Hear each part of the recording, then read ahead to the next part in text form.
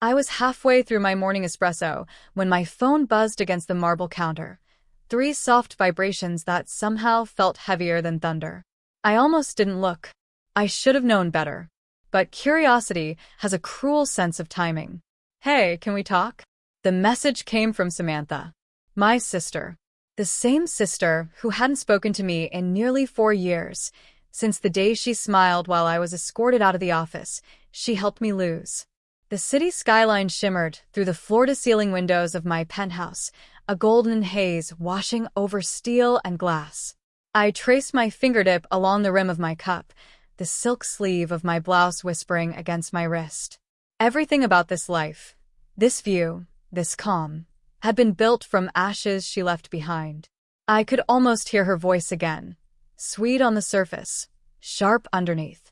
Back then, she'd called it sisterly concern. Now, I wondered what name she'd give it: greed? Guilt? Desperation? I stared at the phone, the text glowing like a wound I thought had healed.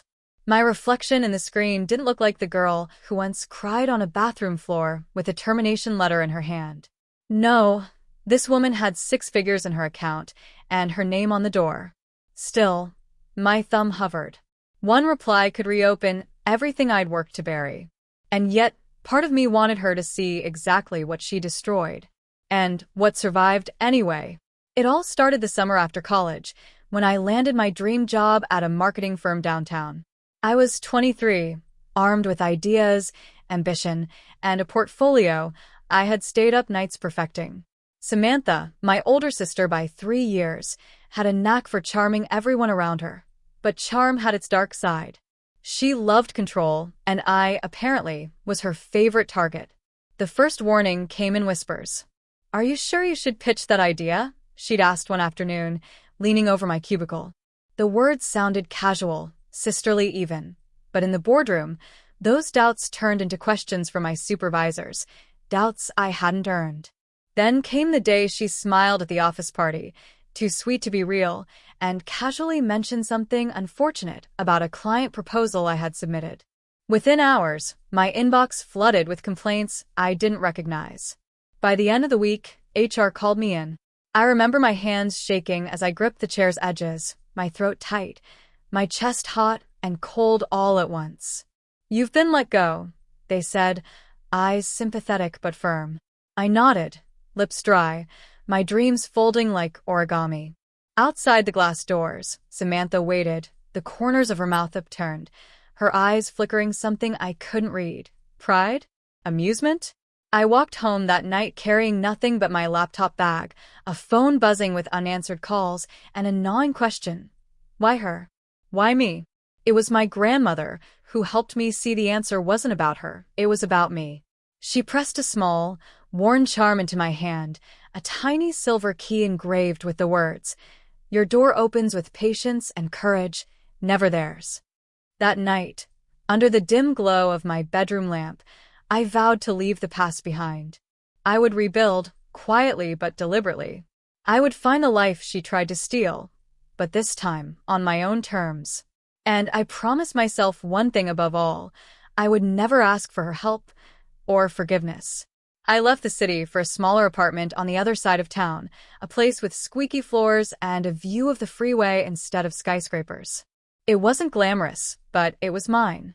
Every corner held my decisions, every scratch on the wooden table a reminder that I was starting over. The charm from Grandma sat on my nightstand, catching the morning light, a small talisman of patience and courage. I took odd jobs at first, freelance marketing gigs, small campaigns for local businesses, anything that kept my mind and hands busy. I remember my first client vividly, a tiny boutique struggling to attract customers. I spent nights crafting emails, designing social media posts, and analyzing their market until I almost collapsed on the couch. When their sales doubled in a month, I cried silently in my kitchen, clutching a mug of lukewarm coffee.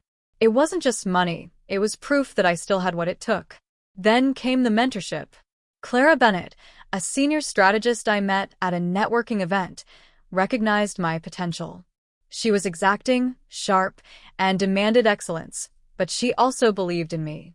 "Don't let them see you sweat," she said, "but never stop building behind the scenes." Her words became a mantra. Under her guidance, I learned how to pitch high-profile clients, manage small teams, and turn ideas into measurable results. It wasn't easy. There were nights when I questioned my choices, wondering if I'd made the right call by leaving everything behind. There were moments of self-doubt, when emails went unanswered, proposals rejected, and the loneliness of my new path pressed down on me. But every small victory, my first six-figure contract, the first profitable campaign, the first recognition from a client who had doubted me, was fuel. I kept my success hidden from my family. On social media, I posted generic updates, a picture of a coffee cup, a motivational quote, a vague celebration of milestones. I refused to give them the satisfaction of knowing how well I was doing. By the time I reached my first six-figure income, I realized something profound. I was no longer the girl who had been fired, shamed, or underestimated. I was my own architect, quietly building a life of independence, resilience, and quiet power. The woman staring back at me in the mirror wasn't afraid anymore. She was unstoppable. It was a Saturday afternoon when they showed up unannounced, or maybe I should say, when they thought they were showing up on their terms. Samantha, Mom, and Dad stood in the doorway of my penthouse, eyes scanning the space like critics in a gallery. They had expected a cramped apartment, a woman still struggling, still humbled by the life she'd lost. Instead, they found a sunlit living room with floor-to-ceiling windows, sleek furniture, and an air of effortless sophistication. The walls were adorned with original art from local artists I had championed, each piece a reflection of the journey I had carved from nothing.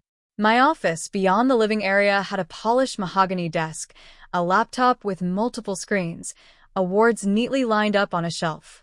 The faint scent of fresh coffee mingled with a hint of vanilla candle burning softly on the counter.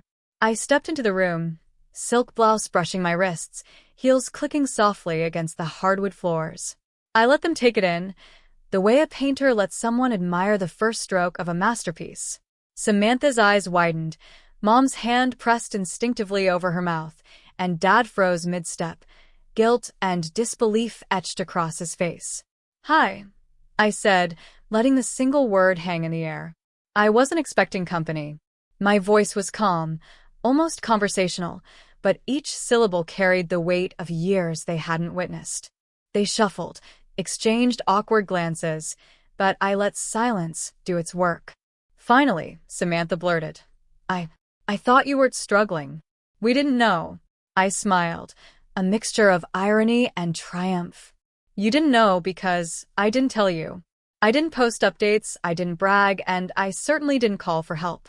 But for 4 years, while you were living your comfortable little life, I built mine. From the ground up." I walked past the living room, letting my hands brush against the polished surface of my desk as I spoke.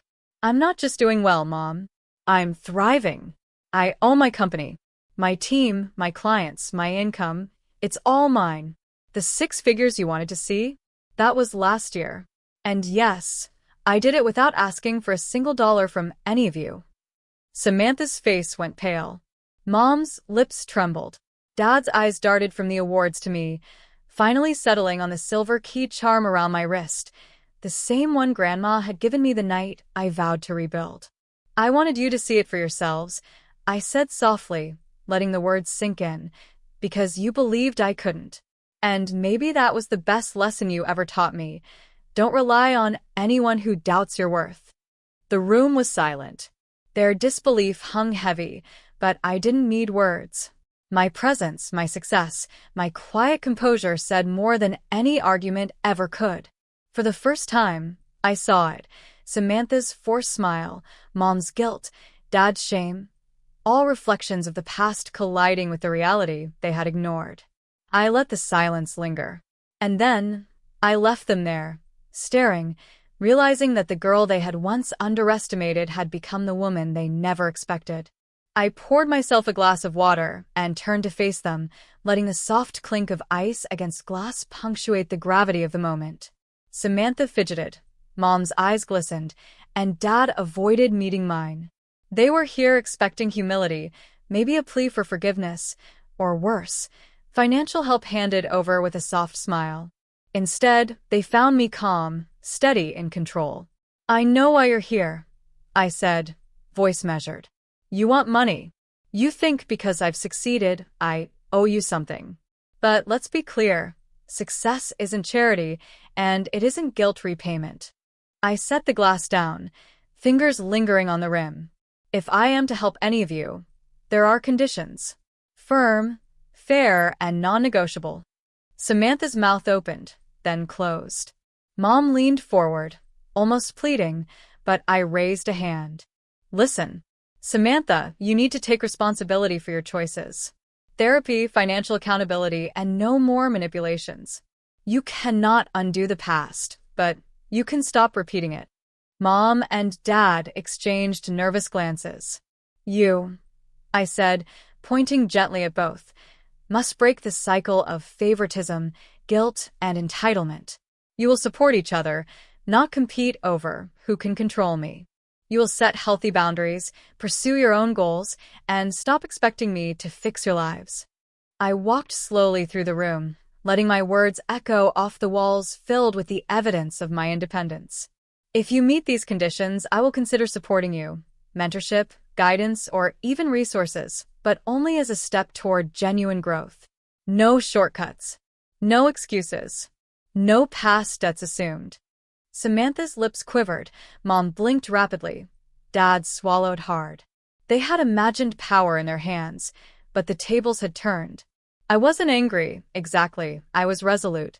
I cared about their transformation, but I was not bending to old patterns, not anymore. I paused at the window, hands resting lightly on the glass. The city spread out before me, a mosaic of light and possibility, a reflection of my journey.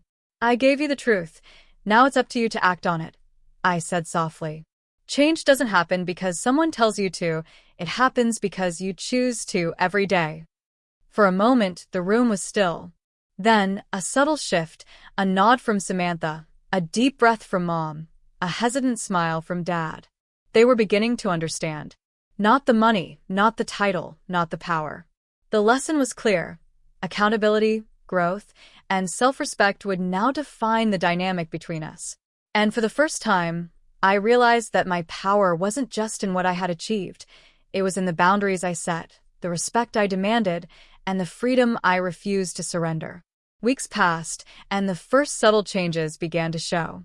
Samantha enrolled in a financial literacy course and started attending therapy sessions. She called occasionally, not to ask for money, but to share milestones, her first paid freelance project, her first budget that didn't collapse in a week. Mom took up a small business of her own, learning to value independence over control, and Dad finally admitted that his constant comparisons had been unfair. They weren't perfect, but for the first time they were trying. I watched them from a distance, part of me bracing for disappointment, part of me allowing hope. And while I stayed firmly in my own life, my company, my office, my carefully built world, I began to see the fruits of boundaries set with care. They were learning that respect and accountability were earned, not demanded. Late at night, I would sit by the window, charm in hand, the city lights reflecting in the silver key Grandma had given me years ago. It had been my talisman through heartbreak, betrayal, and relentless nights of self-doubt. Now, it felt more like a bridge, connecting the girl who had been fired, shamed, and underestimated to the woman I had become, composed, successful, and unshakably free. I realized that my journey wasn't about proving anything to them. It was about proving to myself that I could rise, not just from the ashes of my past, but from the shadows of doubt and betrayal. My success, my wealth, my serenity, they were proof that no one else had the power to define my worth. And in the quiet moments, when the city hummed softly below, I whispered to myself, a final vow of independence. They gave me loss, lies, and doubt. I gave myself freedom, strength, and grace. The charm glimmered in the dim light, a reminder that the doors I had opened were mine alone to walk through. And for the first time, fully, completely, I felt the sweetness of owning every step of my story.